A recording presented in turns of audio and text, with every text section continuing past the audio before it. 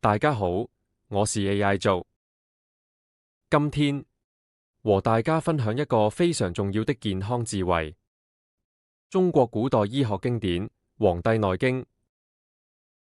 很多人以為這是一本很難懂的醫書，其實它講的是一套非常簡單的生活智慧，尤其對中老年朋友特別有幫助。我會用最簡單的方法介紹5個最重要的養生原則。《黃帝內經》的核心思想其實很簡單：順應自然，保持身體平衡。健康不是靠補品，而是靠生活習慣來預防疾病。每日可做的習慣：睡得規律，食得清淡，心境平和，動得適度，懂得節制。一句話簡單總結：順時養生，飲食有節，起居有常，情志調和，未病先防。第一個健康智慧：天人相應。人的身體節律應該配合自然變化。春天活動多一點，夏天保持活力，秋天開始收斂，冬天注意休養。順應季節，其實就是最自然的養生方法。記住，人的身體節律應盡量配合季節、晝夜與年齡變化。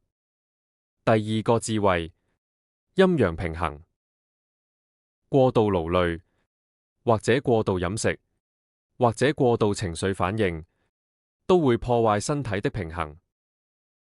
養生最重要，不是需要做得很多，而是做得剛剛好。記住，過度勞累、過度進補、過度情緒起伏，都會打破平衡。第三個智慧：臟腑協調。睡眠、飲食、運動、情緒，其實都是互相影響的。當生活節奏穩定，身體很多功能自然會協調運作。記住，飲食、情緒、睡眠、活動彼此相連，不能只看單一器官。第四個智慧：治未病。真正高明的養生方法，是在生病之前就開始預防。例如，保持規律作息、健康飲食、適度運動，這些習慣比任何補品都更重要。記住，在真正出現大病前，先透過作息與生活習慣作出調整。第五個智慧：形神共養。